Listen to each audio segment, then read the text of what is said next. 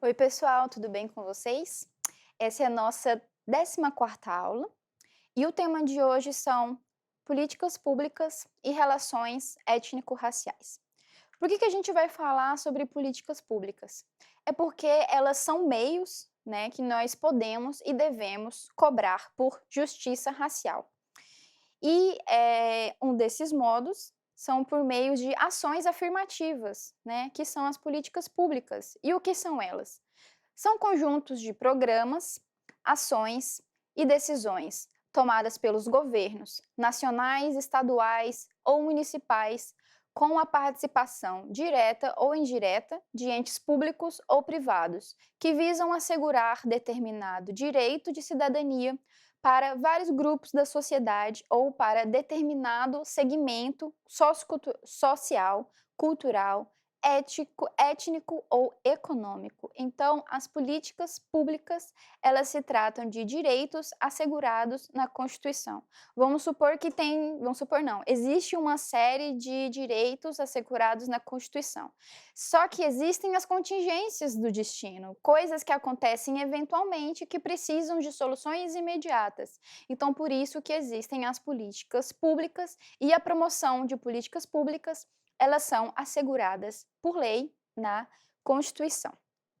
Então, as políticas públicas, elas não fazem parte das políticas convencionais, elas acontecem em meios de uma alta densidade política, as suas relações,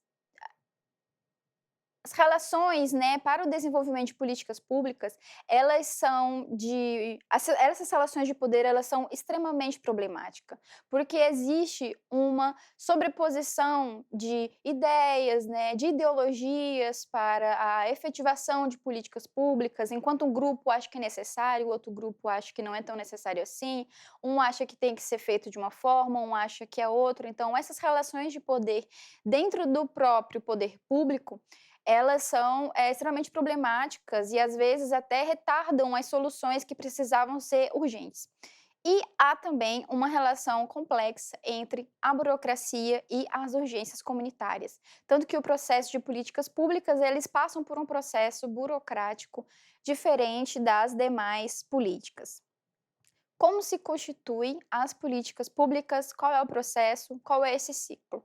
Primeiro é formada uma agenda com as propostas, né? Depois é definido o problema dessas propostas que foram trazidas, é feita uma análise, depois se formam alternativas para uma solução desse problema, depois são tomadas decisões, se implementam, depois se monitora a implementação e, por fim, se faz uma avaliação, né, dessa implementação dessa política, que no caso se trata de uma apuração de resultados, né, de diagnósticos para possíveis ajustes que forem necessários. Eu trouxe aqui para vocês um esquema cíclico das políticas públicas.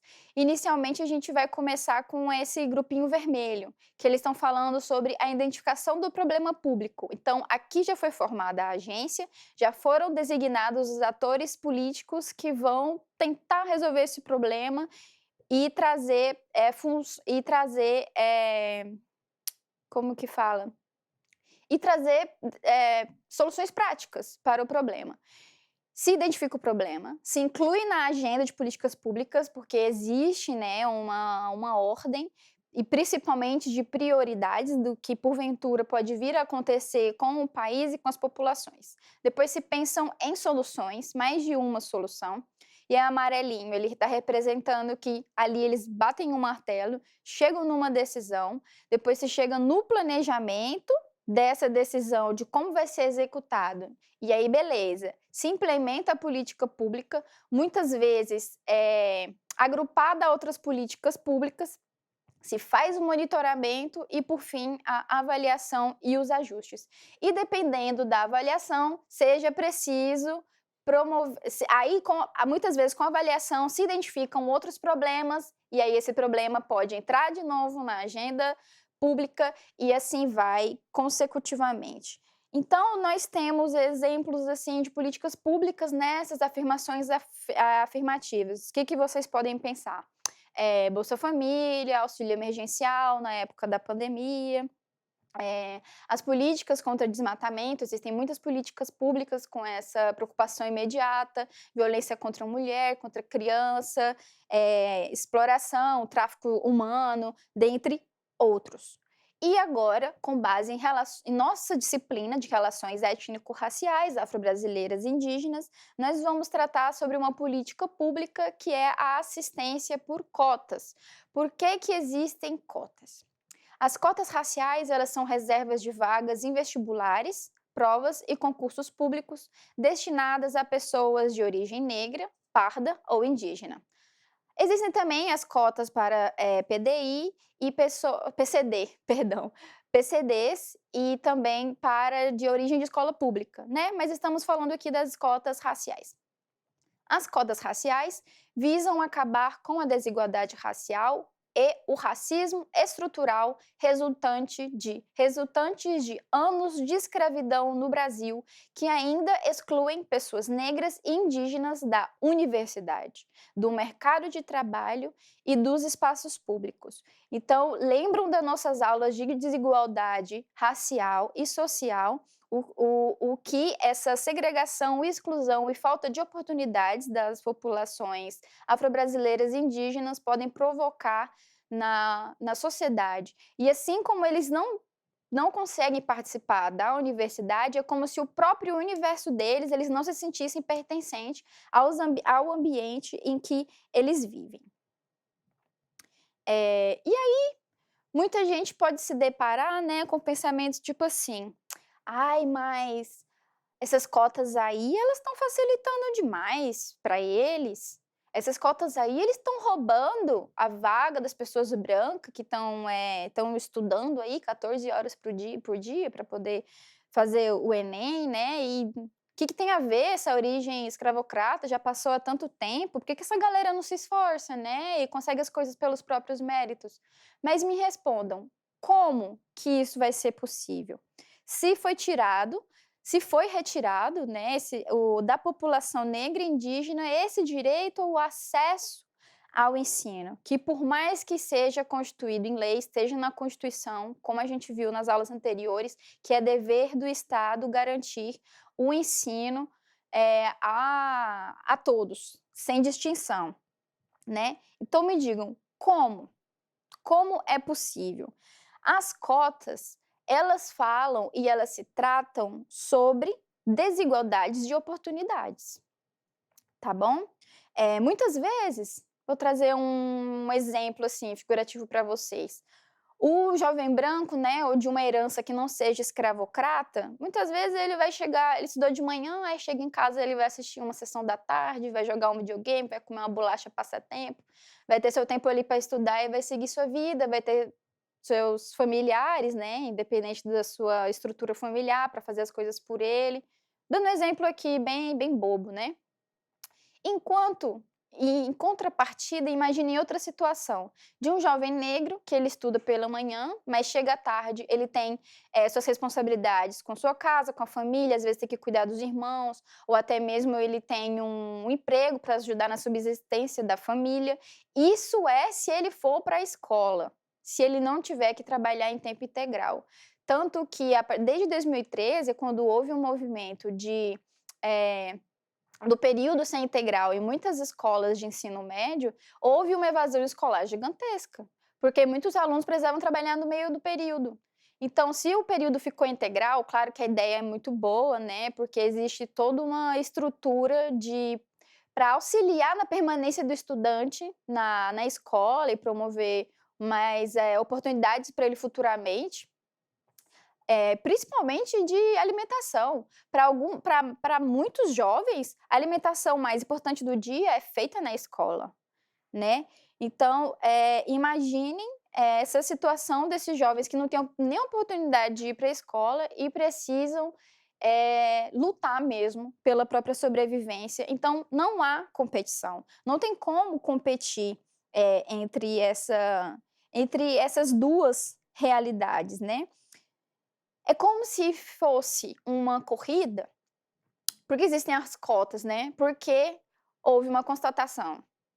vou trazer a metáfora para vocês, né, uma linha de corrida, imagine ali uma linha de corrida não, uma linha de largada, né, de partida em que está todo mundo ali, e que alguns deles correm livremente, quem sabe até usando um Nike Air Max de última geração, acho que Nike Air Max não é de corrida, né, um Nike, um Adidas, um tênis, assim, de alta tecnologia para ele correr.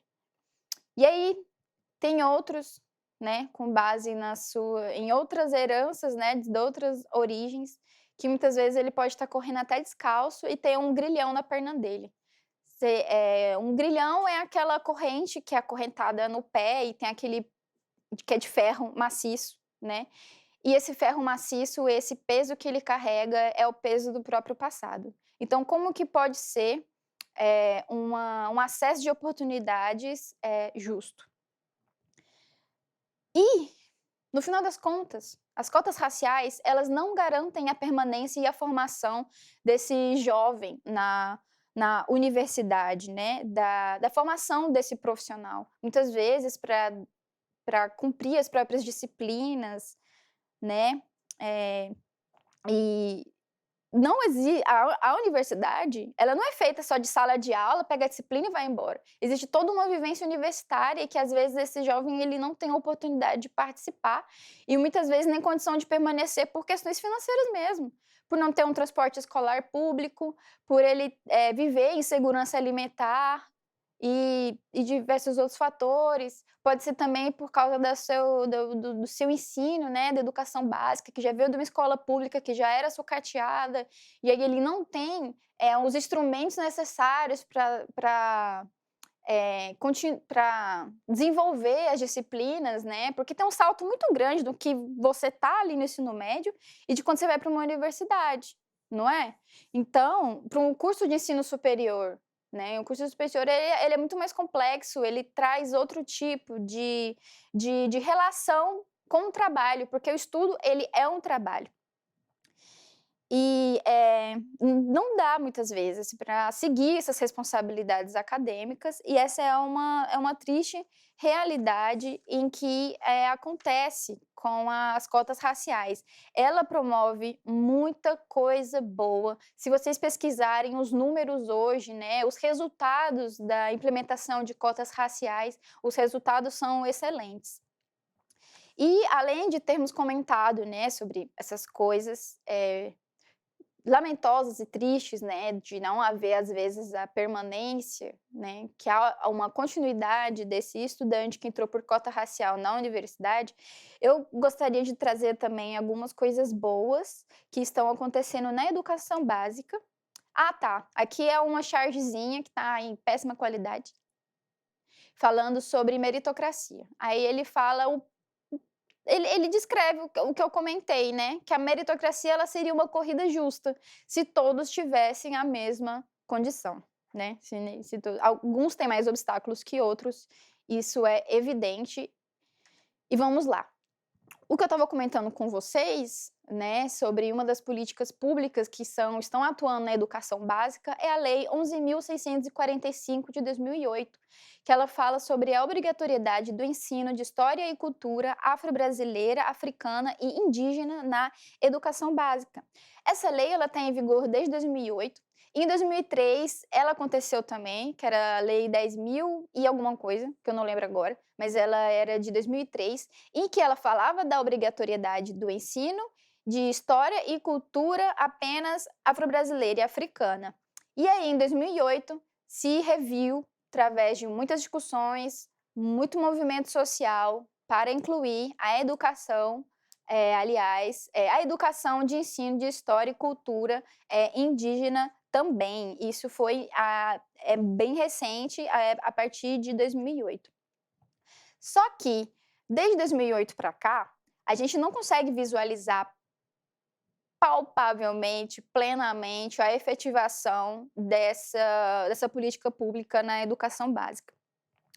Esse tipo de ensino, ele vem passando por muitas dificuldades, especialmente porque depois que ela foi implementada, não foi criada, né, ou não houve uma instrução, não houve uma formação de um comitê, uma comissão de capacitação ou até mesmo políticas públicas voltadas para isso, né, para a instrução dos professores, para eles poderem, ministrar, lecionar com base nessa obrigatoriedade do ensino de história e cultura. Porque essa obrigatoriedade não é à toa, é porque é uma história que ela foi apagada e ela se trata sobre nós. Então, para a gente poder mudar o hoje e o futuro, a gente precisa, conhecer o nosso passado. E, o melhor modo disso acontecer não é a gente indo atrás, né, desse conhecimento. Também é. Mas se ele vir desde a base vai vir forte. Então, essa lei, ela se trata de uma lei também antirracismo, de desnaturalização, na verdade, dessas práticas racistas. Então, não houve uma formação continuada para esses professores, para eles inserirem a cultura, afro-brasileira e indígena no dia a dia das crianças, né. A gente, por exemplo, eu e vocês, eu acredito que nós fomos educados por lá pelos anos 90, né, início dos anos 2000. E a gente saía mais sabendo do período feudal, da Idade Média, do que a história dos nossos povos originários, não é? Então, a lei da obrigatoriedade do ensino de história e cultura afro-brasileira, africana e indígena é para falar não só da história deles, é para a cultura, né, para nossa ancestralidade, africana e indígena estar presente em em todas as componentes curriculares. É para estar também na história, é para estar na filosofia, é para estar na geografia, é para estar na arte, na matemática, nas ciências, na educação física. Então, é lá que tem que estar presente o reconhecimento, só assim, né, é possível um reconhecimento e valorização da cultura e história afro-brasileira e africana e indígena na educação básica. É quando a nossa história, né, dos povos originários e africanos for naturalizada. É isso que tem que ser naturalizado. E então, essa lei 11.645 de 2008, ela é um exemplo, né, de uma luta do movimento negro indígena para a inserção de políticas públicas, que também passou por todo esse processo de tem necessidade, não tem necessidade, o que que a gente vai fazer, o que que a gente não vai fazer, como que isso é possível, como não é, para a valorização do nosso povo e pelo fim dessa naturalização do racismo. Nós temos também uma política pública que é o DSEI, que é o Distrito Sanitário Especial Indígena, que é uma lei criada em 1900, não, é uma lei a lei número 9.836, de 24 de setembro de 1999. Ela é conhecida também por Lei Arouca, por causa de um deputado. Esqueci o nome dele, mas esse é o sobrenome dele, né, esse meio como uma homenagem. E o DSEI, ele é tipo um desmembramento mais específico da unidade do subsistema de atenção à saúde indígena, que é o SASI-SUS. Então, o DSEI, ele é uma unidade gestora e ela é descentralizada desse SASI-SUS. Qual é a função do DSEI hoje? Ele promove a reordenação da rede de saúde e das práticas sanitárias e desenvolve atividades administrativo-gerenciais necessárias à prestação da assistência com o controle social.